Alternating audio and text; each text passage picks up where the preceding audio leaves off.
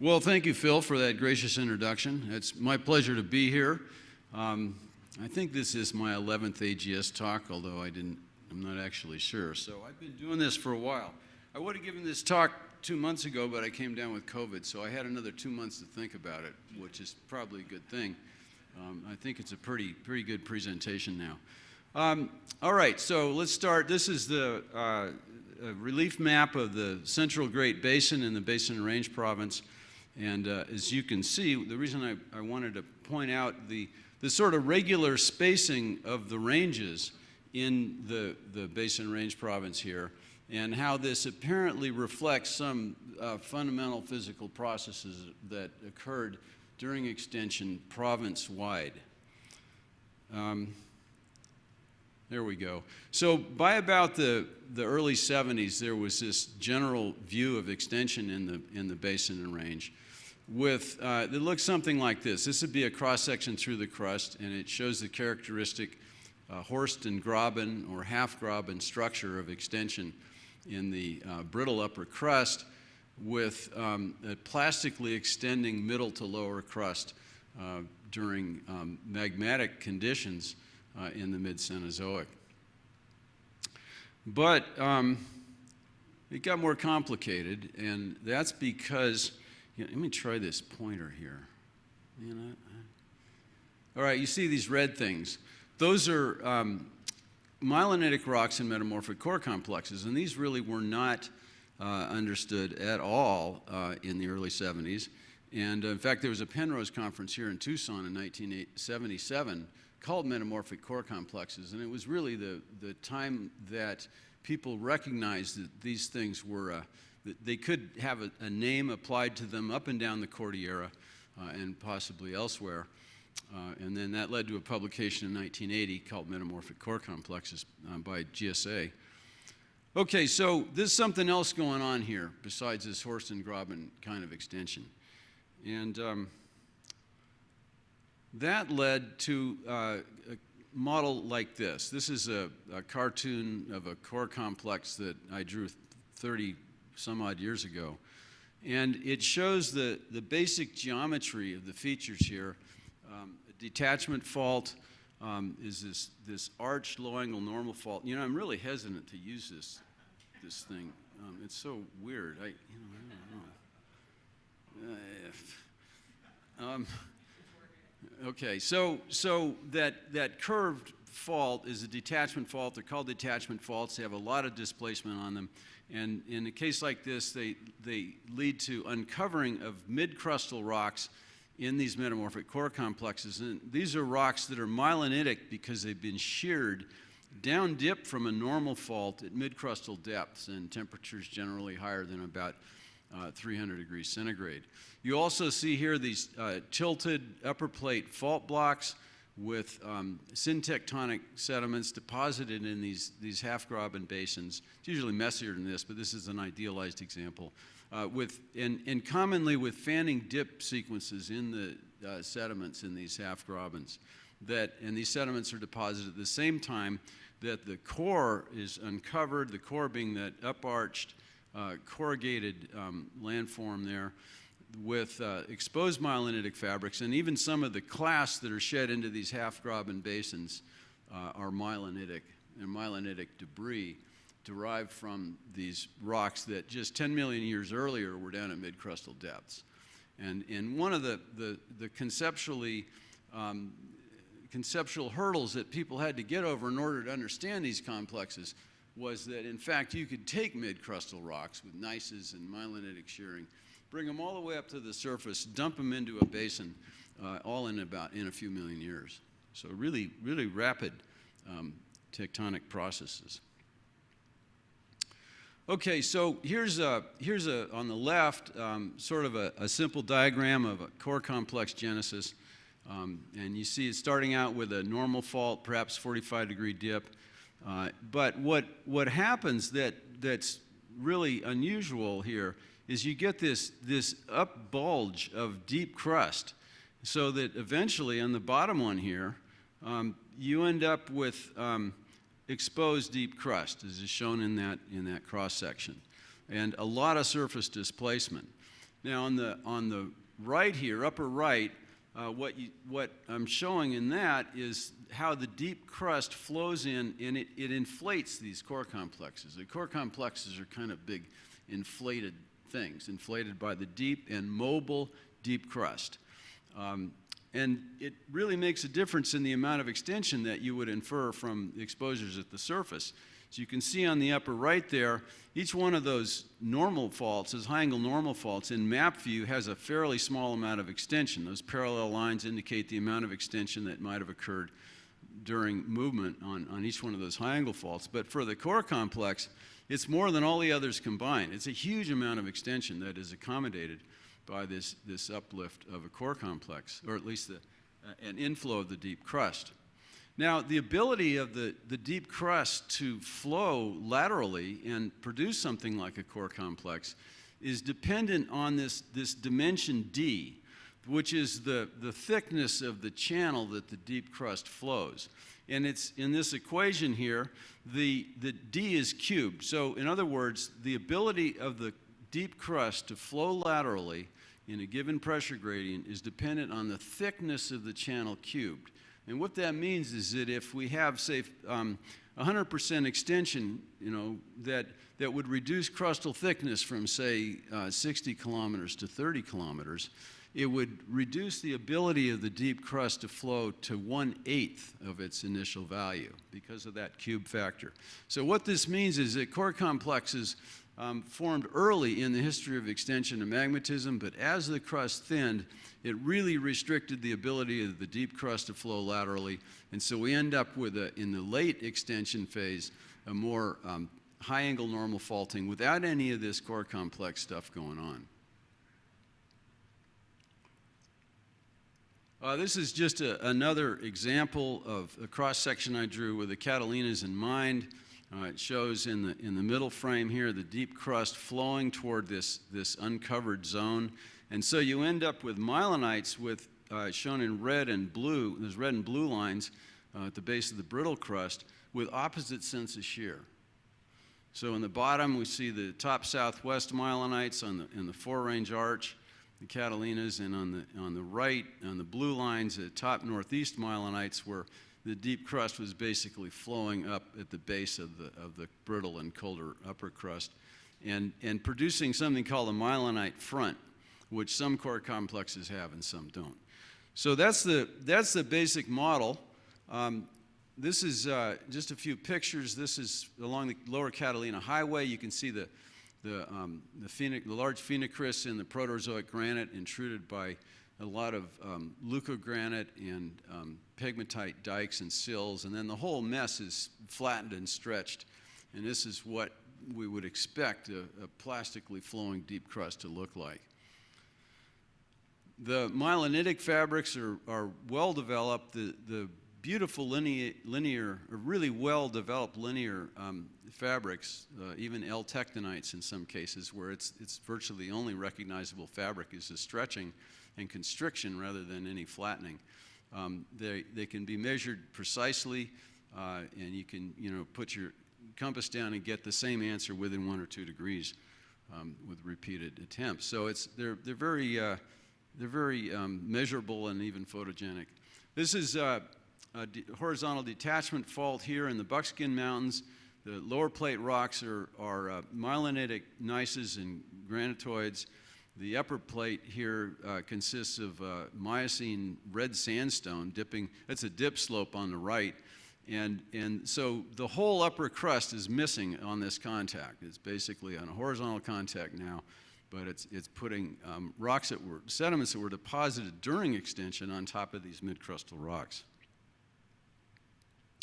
This is a picture of the Buckskin rawhide detachment fault from the Buckskin Mountains. Notice how the rocks above the fault tend to be tan and brown because of mild oxidative alteration in a near-surface environment, whereas below the fault the rocks have this greenish chloritic color as a result of alteration and crushing and alteration under fairly deep crustal levels without any oxidizing fluids getting access to these breccias. And finally, when the footwall was getting close to the surfaces, it was uncovered. These oxidizing groundwaters got into the fault system and caused, you can see some reddish-brown streaks there sort of in the foreground. And that's hematite that's developed late in the fault zone. Okay, so Arizona and Sonora and southeastern California, this is probably the largest cluster of core complexes in the world. It was great fun for me when I started working at the Arizona Survey to have such interesting and poorly understood structural geology to try to understand. I'm going to talk about southeastern Arizona now, pretty much exclusively. And we're going to shift gears here. These are the porphyry copper deposits in the Southwest, one of the greatest clusters of them in the world.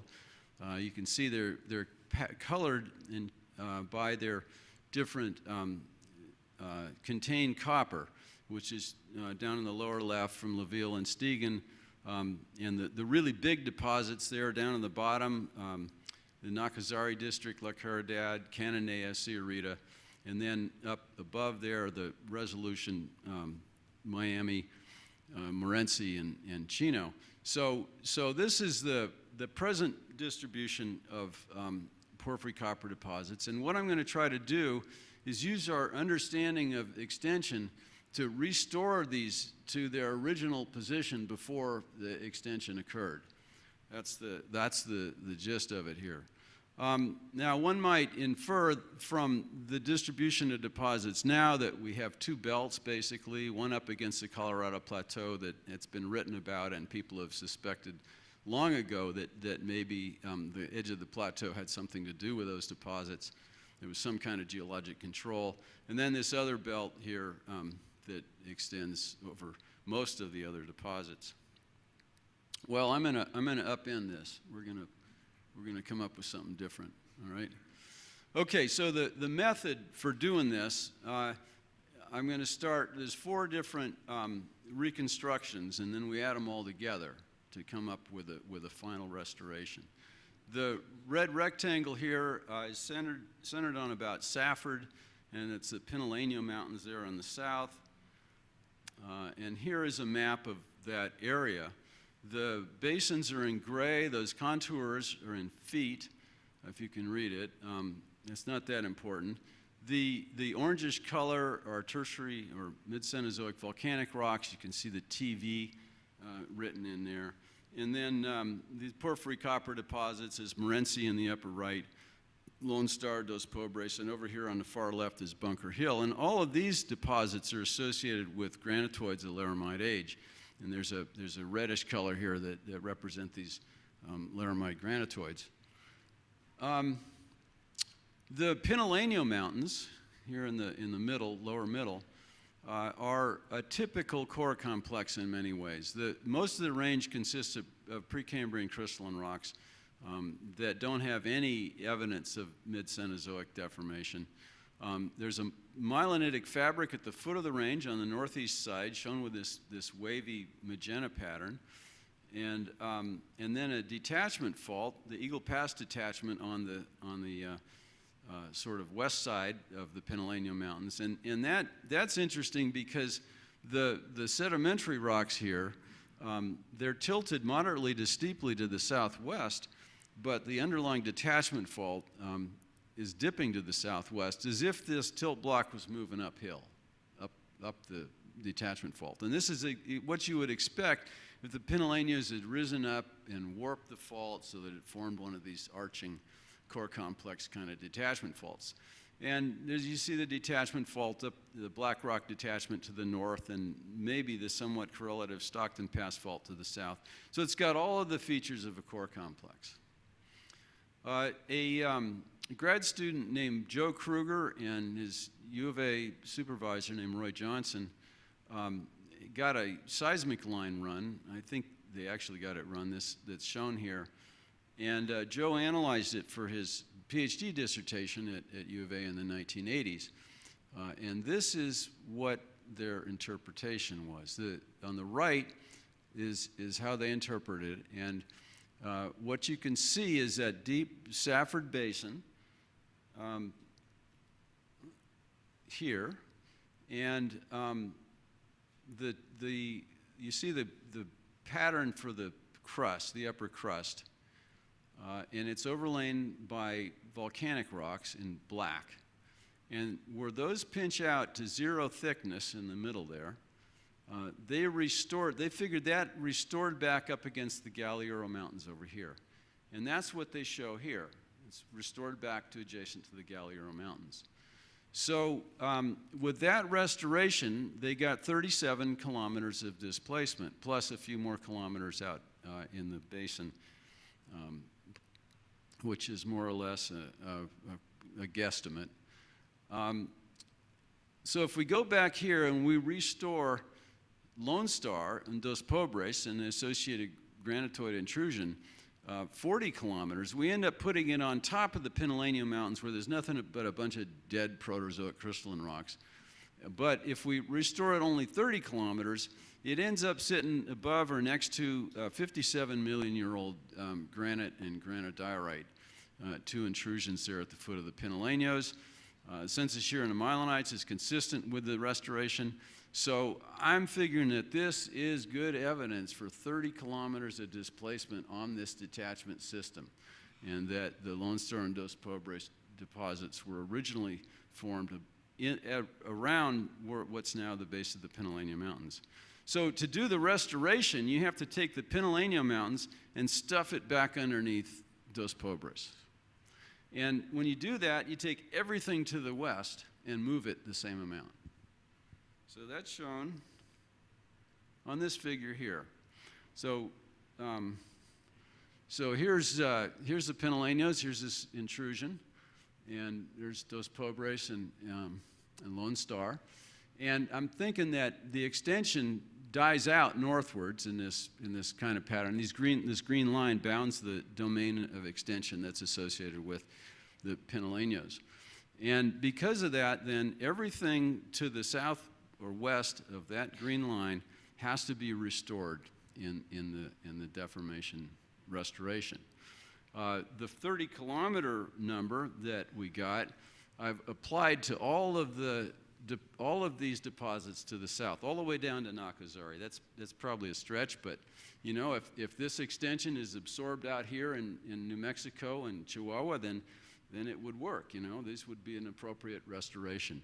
Now, if this whole zone here is angling about a pivot point up there, then there's less extension, less displacement as you go north.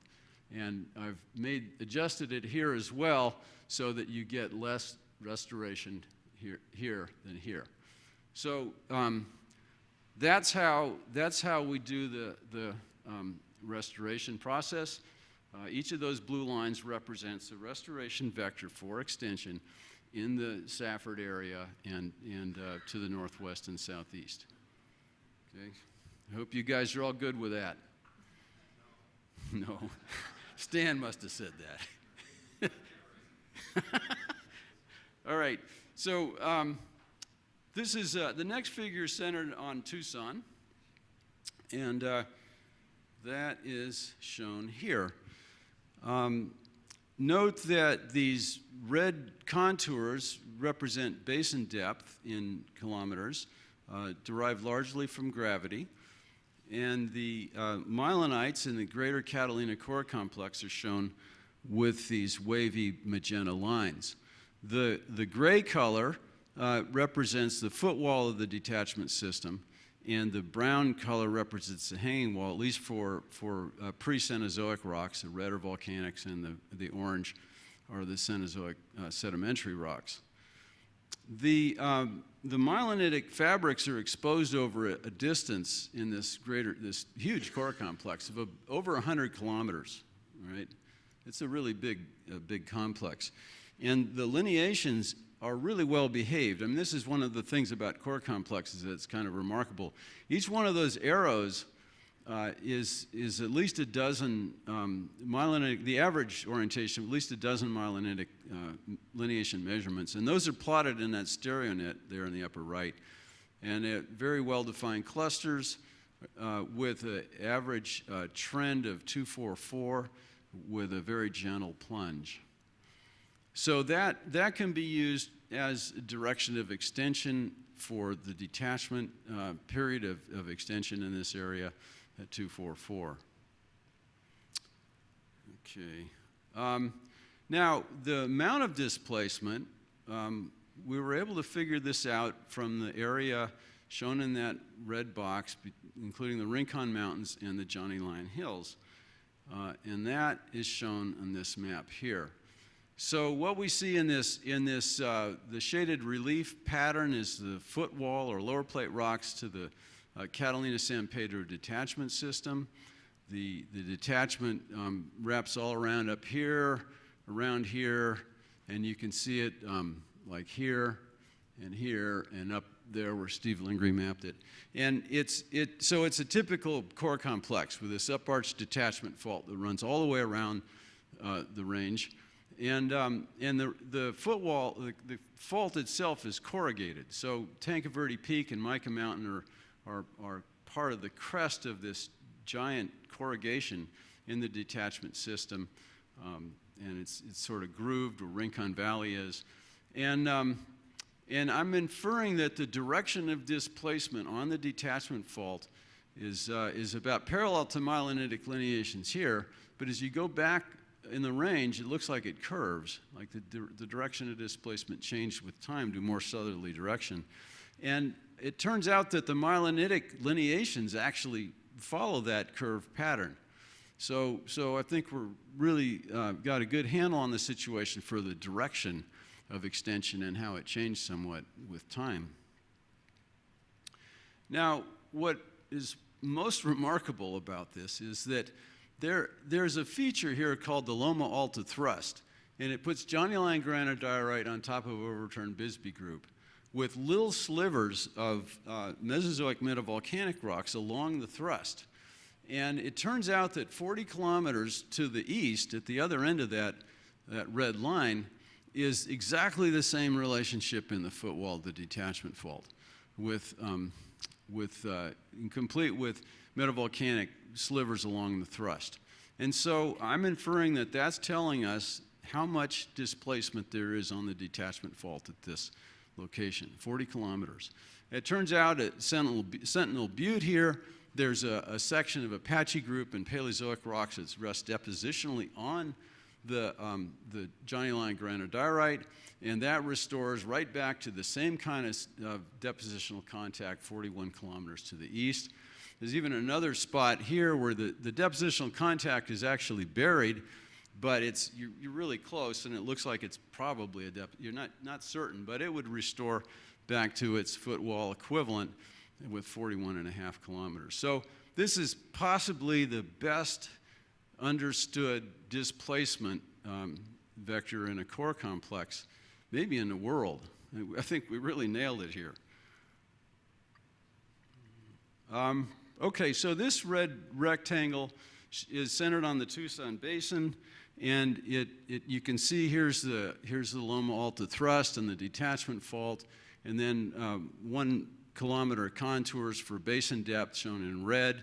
And this Exxon drill hole plunked down in the middle of the Tucson Basin down near the fairgrounds, they went down 4 kilometers and they still didn't hit bedrock really. In fact, I suspect that what they were in at the bottom was even more mid-Cenozoic sediments, because a detrital zircon analysis of the well cuttings had a fair number of mid-Cenozoic zircon dates. So it's a deep basin, it really is. And the cross-section that I show here is just kind of a guess, really. There's if you notice from these green lines here represent steep gravity gradients, and so there's some sort of a slight platform, and then it drops probably deeply down into the basin. And that's what I've shown as a fault there, but it is somewhat guesswork. And by studying this thing quite a bit, I kind of concluded that in this 15 kilometers here, there might be 5 kilometers of extension, right? It's an educated guess. And so the conclusion here is that there's 45 kilometers of displacement on the detachment fault. That's 40 plus 5. And that's the number I'm going to hang my hat on for restoring the porphyry copper deposits. Okay, but there's another place where we can do this as well, and this is on the north side of the Catalinas. Red rectangle here is this map here.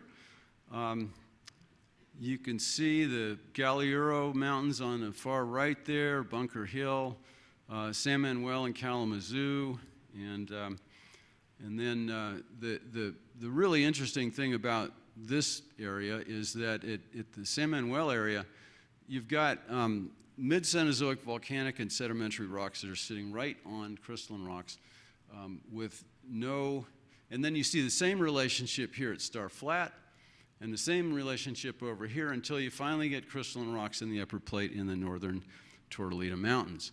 So what you have here is a depositional contact. It's buried, but it's exposed right here where it's cut off by the detachment fault.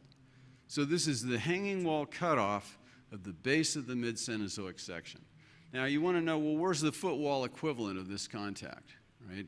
And it's not here, it's not here, it's not anywhere except maybe it's back here underneath the San Pedro River Valley.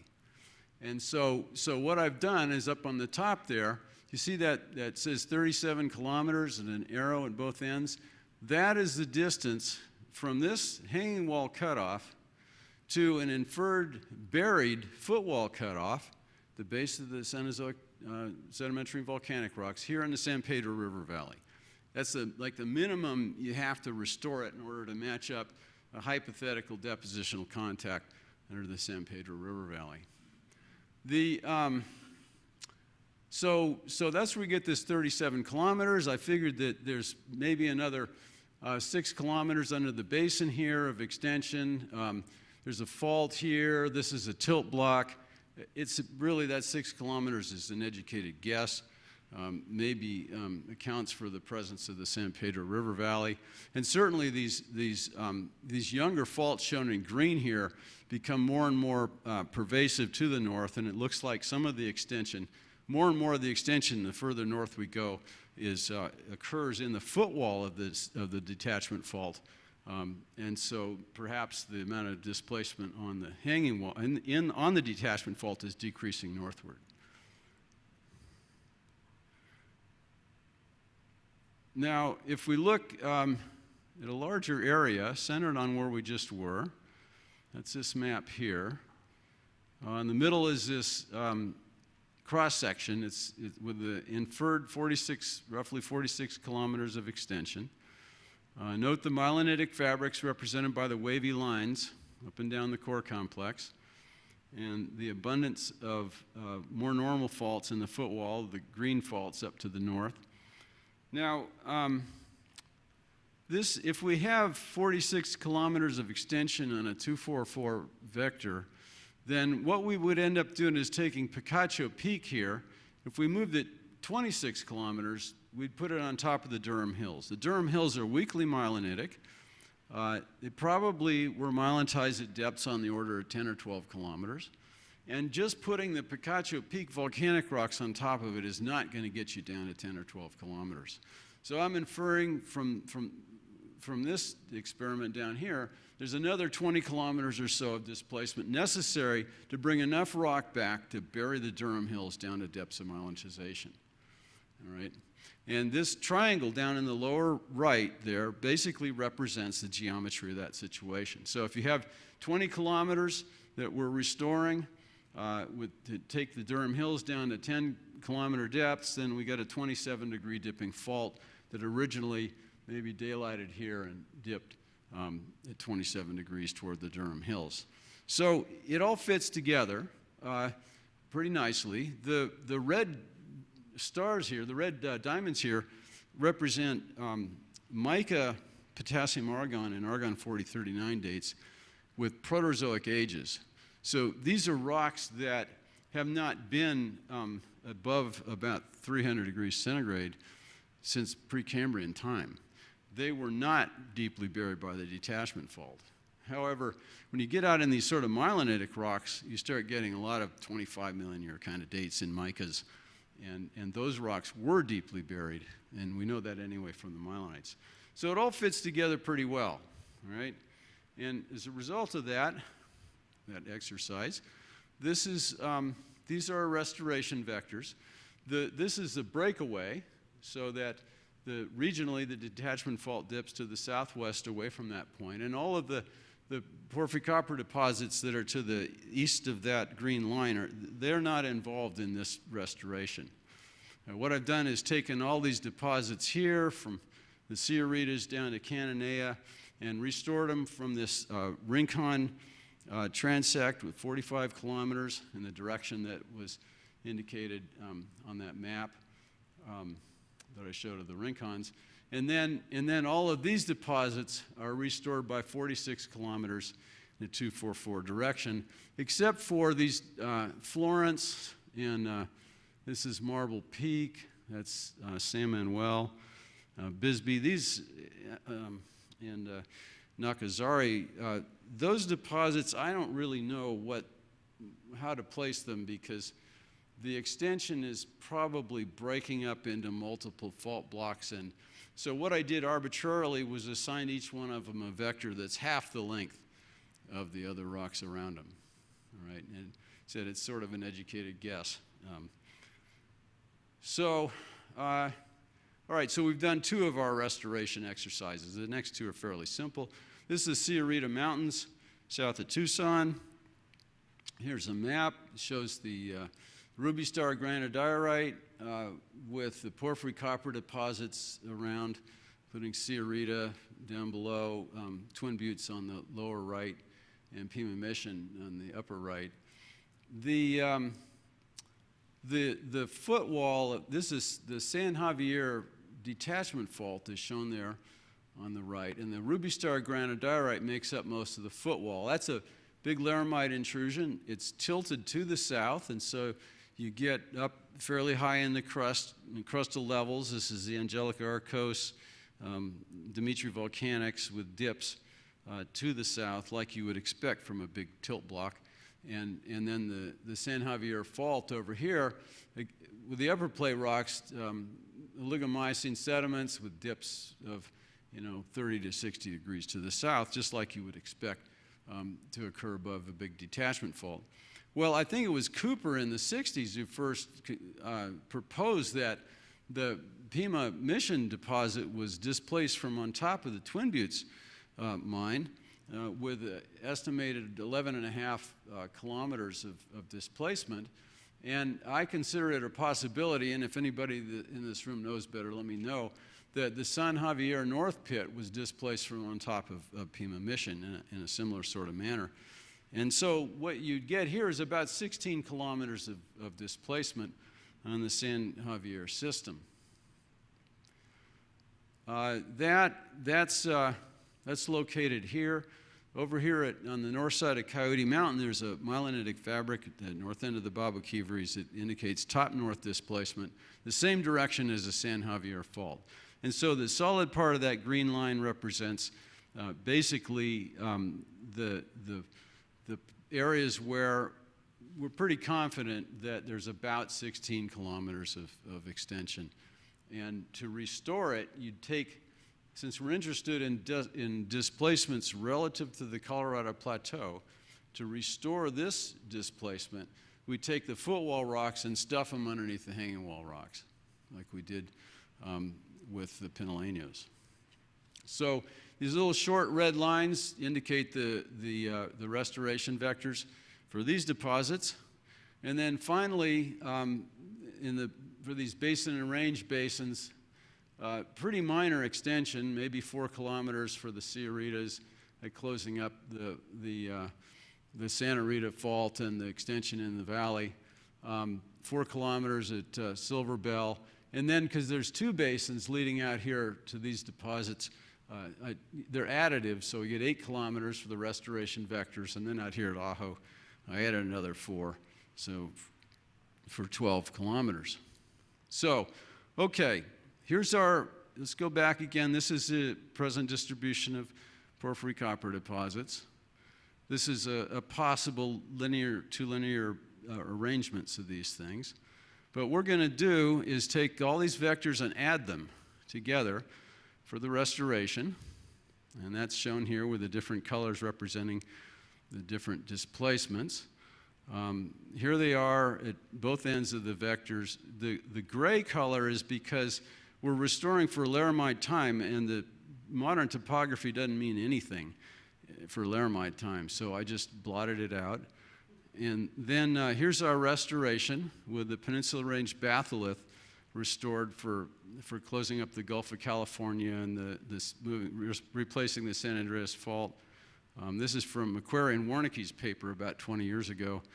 And you notice Ajo is pretty close to the Peninsula Range batholith, but all the other deposits are a respectable distance away. Now, in studying this thing, I kind of concluded that you could kind of divide it up into belts like this. So we've got the main Miami-Nacozari belt with most of the deposits, and then this really different trend for both this Ajo-Morenci belt and then the Chino belt over there. The Sierrita-Johnson Camp and Sackatone Resolution, yeah, maybe. They're not, the restoration might not be so accurate that we can actually think we understand the orientation of the trend very well, but it's an approximation. Okay, so the Ajo-Morenci trend and Chino are suggestive of the fabrics in Precambrian rocks. So with that in mind, I found 5 maps with Pinal Schist and a lot of foliation measurements.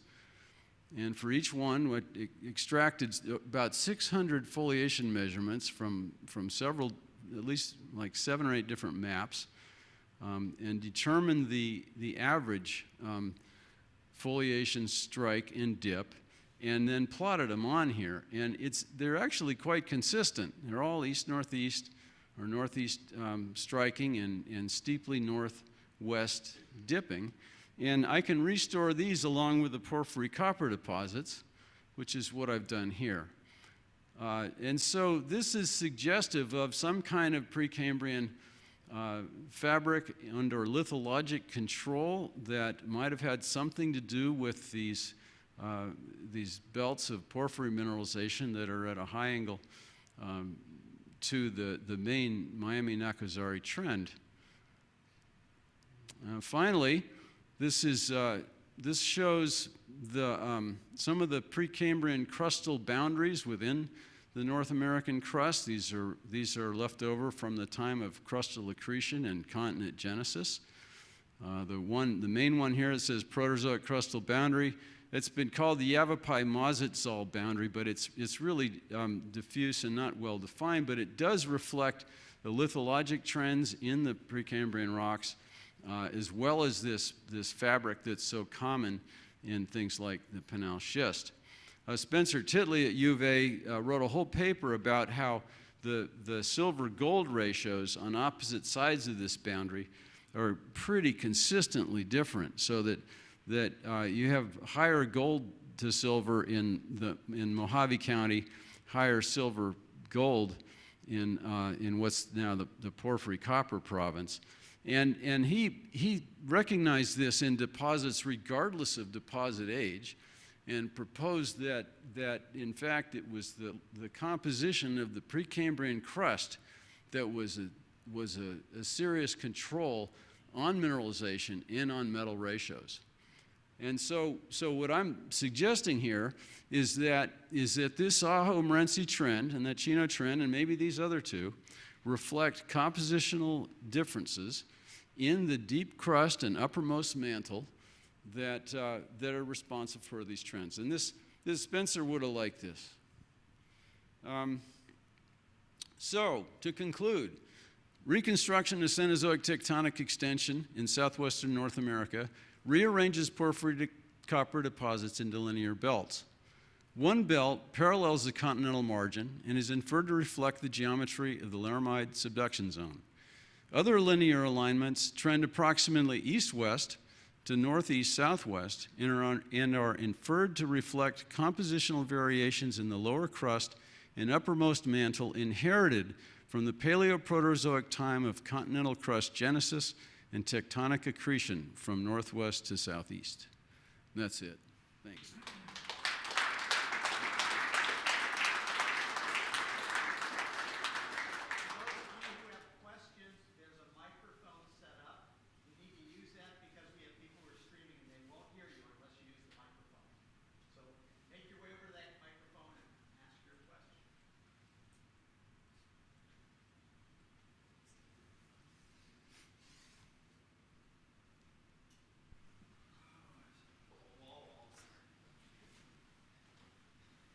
Great talk, thank you.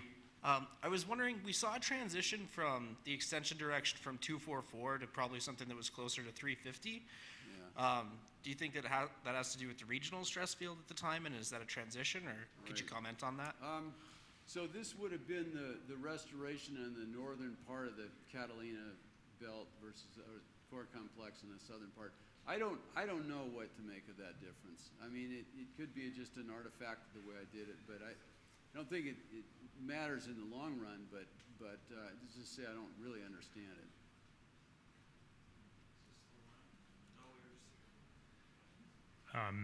Excellent presentation. Whoa. Yeah. Okay, where were we? Let me see something here.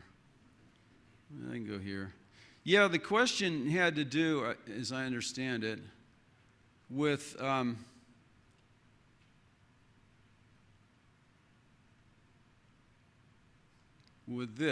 this.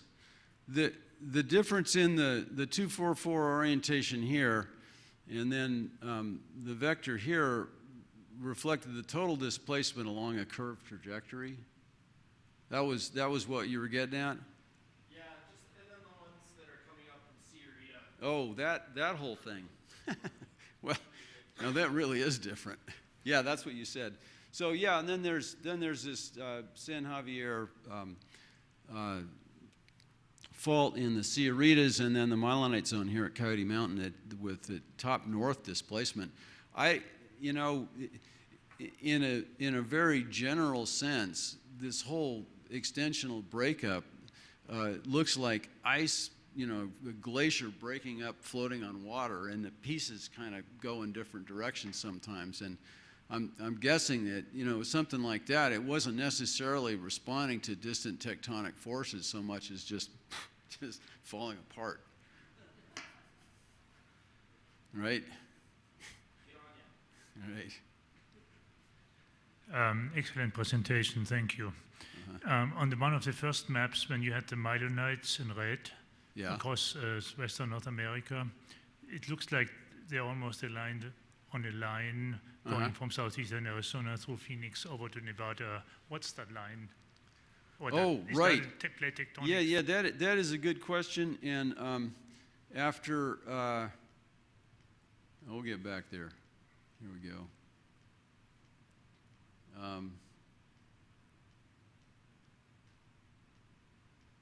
Here we go. This, you're commenting on this pretty straight line. And my response to that is, I don't know. But we've been, people like Steve Reynolds and I have been wondering about that for 40 years. One thing that has come up is that there's Orocopia schist in southwestern Arizona, and so the bottom of the crust has been scraped off. And yeah, and this is far enough back from the Orocopia schist scraping that perhaps this is where the crust was still thick following the Laramide time. Yeah.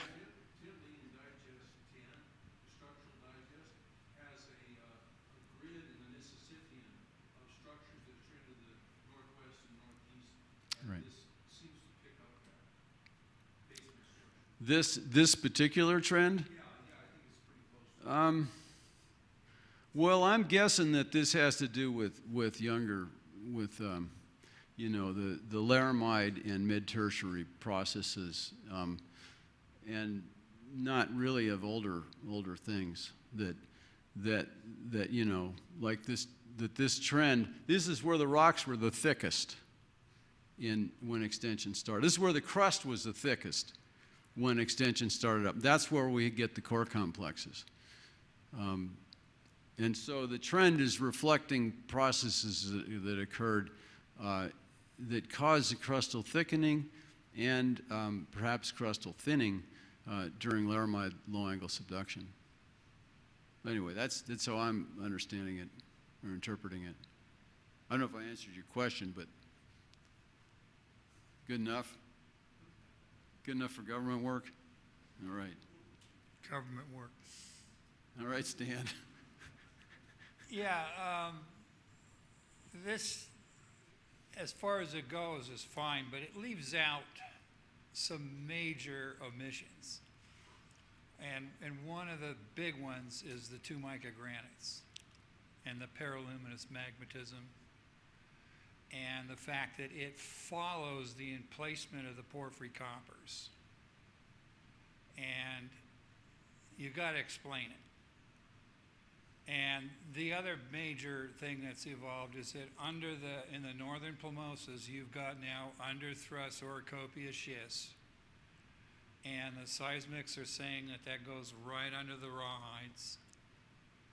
And you've got a massive low-angle subduction event that is associated with, I think, generation of these two mica granites. That's its own story. And that needs to be told, and that is the preamble to what you're talking about. And I just see if you want to comment on that. Ooh. Well, there's an awful lot going on with the magmatic history, including the paraluminous granites that postdate the main phase of laramide magmatism and porphyry copper genesis, and I don't have a strong opinion about the origin of that. And as you know, there are multiple papers with different ideas about the genesis of the paraluminous granites. And there's a whole story here about the magmatic aspects that you know more about than me of porphyry copper genesis, and I'm not going to get into that either. The low-angle subduction and the emplacement of the orocopious schist back underneath the Basin Range province here is really at first I thought it completely upended some of our ideas about core complex genesis, because the idea that Reynolds and I came up with was that, for instance, the really big core complexes up there in western Arizona were sat directly above a crustal root associated with the Maria Fulton thrust belt. And so that you could actually, these core complexes were mapping out areas of exceptional crustal thickening. That was the idea. And then when orocopious schist started showing up in western Arizona, at least was recognized there, the idea that a crustal root could have caused these core complex uplifts kind of fell apart, because obviously if you get a crustal root from laramide time, you scrape it off during this laramide low-angle subduction time, it's not going to be down there to provide the buoyancy to lift up core complex anymore. John Singleton at Colorado State came up with the idea that, in fact, what had happened was that in western Arizona anyway, that the laramide or pre-laramide thrusting had buried Paleozoic carbonates to deep crustal depths. And when extension started up, the buried carbonates, especially between about 200 and 300 degrees centigrade, deformed like they're really plastic. I mean, they just went. And so that's what localized the detachment fault, not these crustal roots that were the result of thickening. And that gets around this problem with the orocopious schist. Yeah, I wasn't going to get into that either. Well, that puts a whole new take on what a core complex is.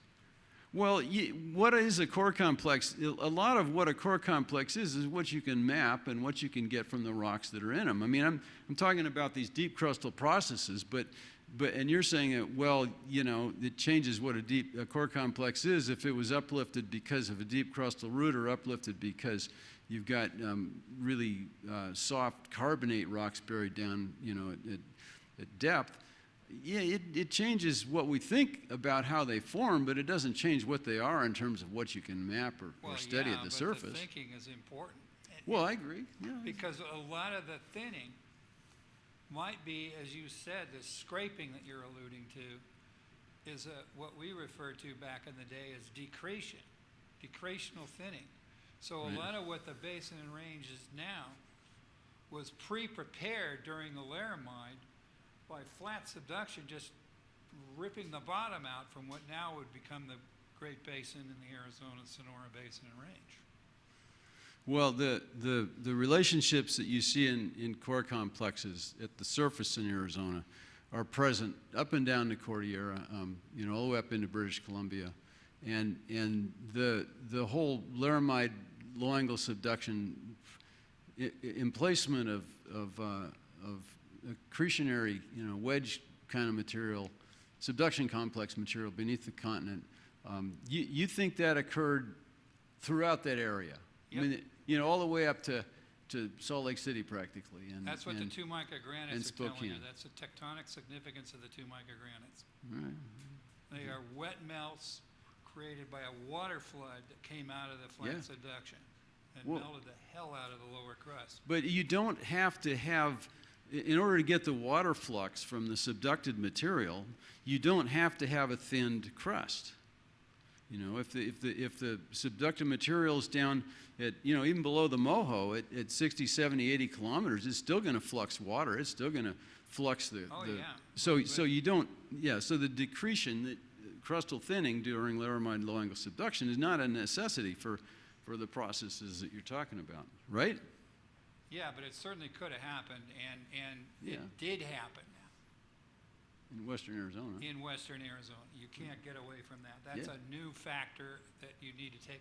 And I might also say that the Seven Falls gneiss in the Catalinas has a major and minor element composition of Franciscan metagraywacke. For whatever that's worth. Cool. Yeah. So I don't think you're too far from a little underthrust Sorocopia schist, and I've got, as Mr. Aiken will attest to, I've got a rock that is at a gold prospect in the Plumosis. It's Strickland's NIC unit. Beautiful melt textures of that thing being made from Franciscan metagraywackies. Yeah. In the lower plate. Yeah, Stan proposed decades ago that water fluxing off these subducted sediments, hydrated rocks that were in place during laramide low-angle subduction, that water flux is what triggered melting and periluminous granite genesis. And I like the idea. I've liked it for 30 years. I'm good with that, Stan. So good for you. I know Gordon Haxel proposed. But that is a huge aspect that needs to be plugged into your story because it's the preamble to it. All right. For whatever reason. I'm going to take a little more lighthearted stance.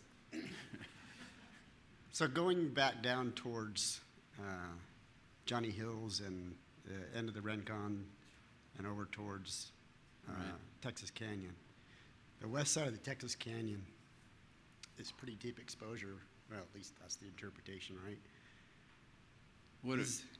Go on. The core complex that's coming on down off the Rincons. Right. Is it possible that the west end of the Texas Canyon is still the hanging wall block, but it's been pushed up by that core complex that's coming down through there? Right. Let's see here.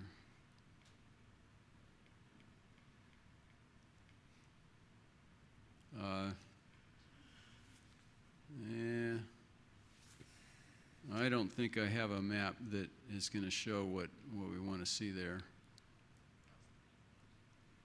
Yeah, basically, Texas Canyon is, here's the Dragoons. Yep. It's right by Johnson Camp. Yep.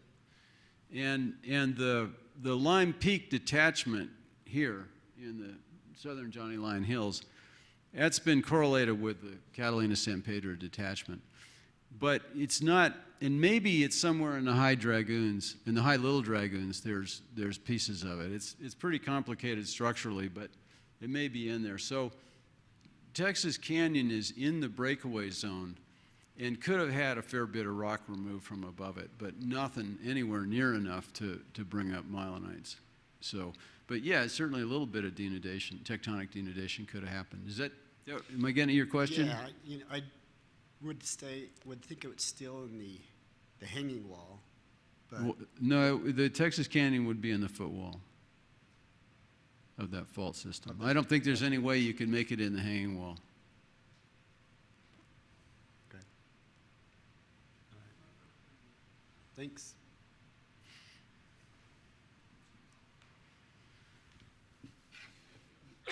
Hi, Joe Powell, ASU. I'm not super familiar with this geologic story around here. I studied more in California.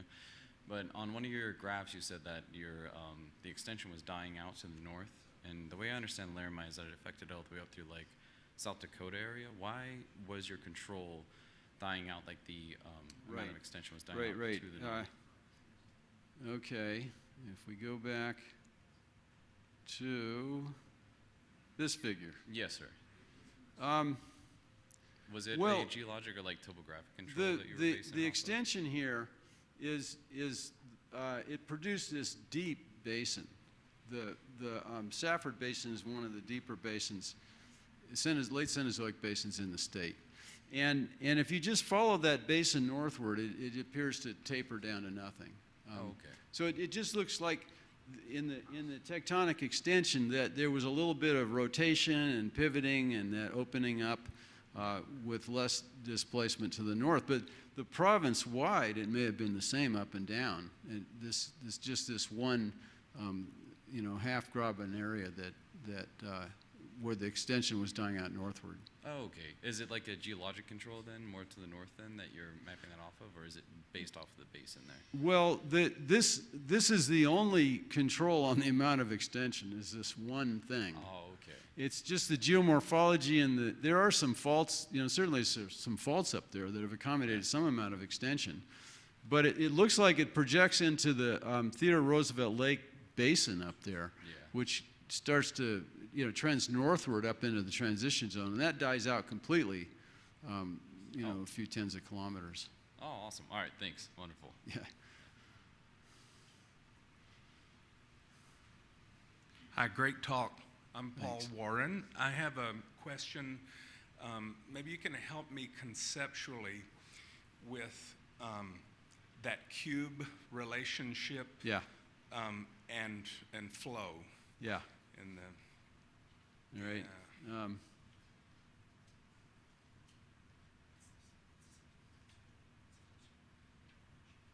Here we go. that. Yeah. That equation?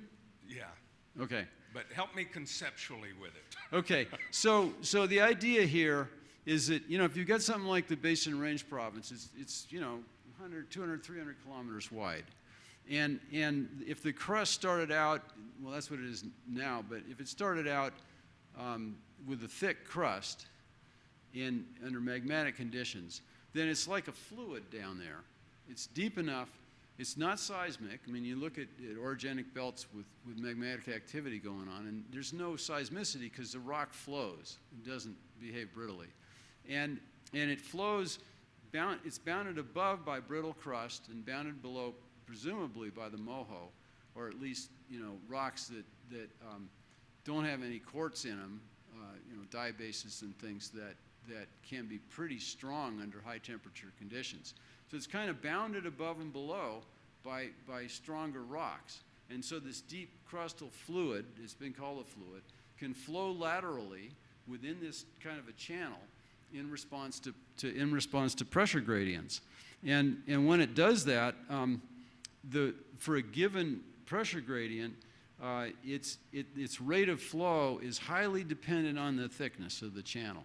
So if the thickness of that channel is decreased to half, you get the lateral pressure gradients will only produce 1/8 as much flow because of that cube factor in the equation. Ah, so it's between, let's say, the moho Yeah, and then the colder, brittle. yeah, It's that that's Uh, it. distant, vertical distance. Yeah. That's your channel. Yep, And that's what's cubed. yep. I like that. Okay, Good. thanks. Right. That's from a paper by Cruz et al., KRUSE, in JGR, I think it's about 1991.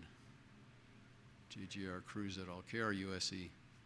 Yeah, Hey, John, thanks so much for the talk. I'm Chad with AZGS, and I was just wondering what's happening in between South Mountain and Picacho Peak, where South Mountain and Buckskin Rawhide, Yeah. the detachment faults seem to dip to the northeast. Yeah. Southeast of there, they dip to the southwest. So yeah, what, I guess, structurally, and then also with the amount of displacement is thought to happen in there, and is there any seismic or borehole control on that?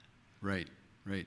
So what you see here, there's all these core complexes down by Tucson with top southwest displacement. And all these core complexes in western Arizona, all the way down to Phoenix with top to the northeast displacement. And something happens between these belts to accommodate this reversal in the dip of the detachment faults. The amount of extension is probably similar, maybe a little more in western Arizona, but basically it's similar. The way that the structures accommodate this reversal in the dip direction, all the good evidence for that is buried. And Higley Basin, which is the basin southeast of Phoenix, it's a really deep basin, and I suspect that it has something to do with this reversal in the dip directions. There's some structure down there that's made that deep basin. But I've never seen any seismic data or anything that would illuminate the problem any better than that. Yeah. So, All right, thank you. yeah.